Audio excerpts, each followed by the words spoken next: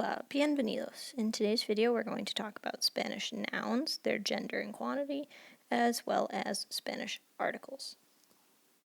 Now, when we're talking about articles, we're talking about a part of speech. And then there's two divisions of that part of speech. We've got definite articles, artículos definidos, and indefinite articles, artículos indefinidos. So again, articles are a part of speech. Now, they both have the same corresponding rules. When we use them, they have to go before their noun in a sentence, and they have to agree with their noun in gender and quantity. But what do we mean by that? What do gender and quantity have to do with nouns? Well, when we're talking about gender and quantity, in Spanish, nouns have both of these items. Now, you might get confused when I say gender. It has nothing to do with people. Nouns themselves and the language is gendered, which is a little different for us English speakers. So let's take a look at these nouns over here. We'll start with gender and how to identify a noun's gender. So in our list here, all of these are nouns. We have to take a look at what they end with, and that will tell us their gender for the most part. So if something ends in the letter O, like libro here, that is a masculine word. As a word, it is simply masculine for a gender, has nothing to do with people. Carpeta has an A at the end. It's feminine. Almost all nouns that end in A are feminine. What about estudiante? Well, right now that's neutral because it represents a person.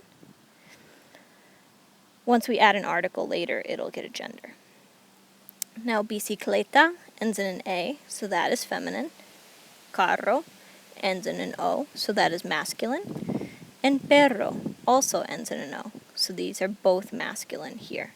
So again, by looking at the ending, I can figure out a noun's gender. When I'm not sure what the gender is, I can look it up via a dictionary. So the one I like to use is word reference. I can put in a word that I want to look up, such as book. In English, it says N next to it to indicate noun. Then in parentheses, it'll tell me the word's meaning, so I make sure I'm using the right term. Then in Spanish, it'll give me not only the term, but then these little codes, N, M. N meaning that the word is a noun, M meaning it is masculine. So if I'm unsure of a noun's gender, I can just look it up and look for these codes to know the gender of the noun. This is quantity. Remember, all nouns in Spanish have quantity. They can be singular or plural. Now all of these, libro, estudiante, carpeta, coche, they're all singular. They end in vowels at the end. They're in their singular form. Because they end in vowels, if I want to make them plural, it's really simple. All I have to do, if a word ends in a vowel, to make it plural, I add the letter S, and that will make the new word plural. And that's exactly what we want here. So instead of book, libro, I'll make it books, libros. Estudiantes, students. Carpetas, folders. Coches, cars, plural. Now, what happens if you have something weird like borrador that ends in a consonant and not a vowel? Well, to make borrador, or eraser, plural, I'm going to have to add something onto the end here. Anytime that a word ends in a consonant, so a letter that is not a vowel, we have to add es to the end to make it plural. So if I want to say erasers, this is going to become borradores. So now that we understand nouns and their gender and quantity, let's get back to artículos, articles. When we talk about definite articles, we're making a specific reference to a specific noun. Whereas for indefinite, they're vague. We're talking about any old noun. So to show you what I mean there, let's start with definite. All definite articles translate as the in English. So we'll make a little chart because they have different forms. So we've got the masculine, remember feminine for the nouns, as well as singular and plural. So there's 4 different definite articles to accommodate for that. So the definite articles in Spanish are el, la for feminine singular, los for masculine plural, and las for feminine plural. All of these mean the, but which one you use depends on the noun you have to match.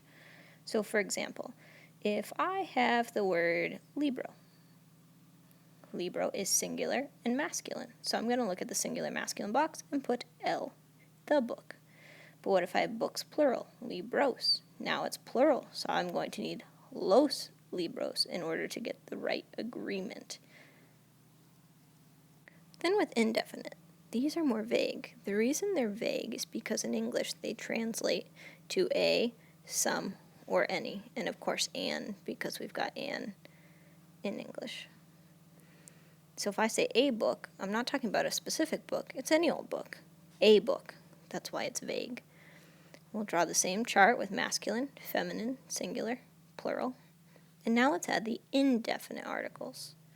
So we've got un for masculine, singular, una, unos, and unas. Those are indefinite articles, artículos indefinidos.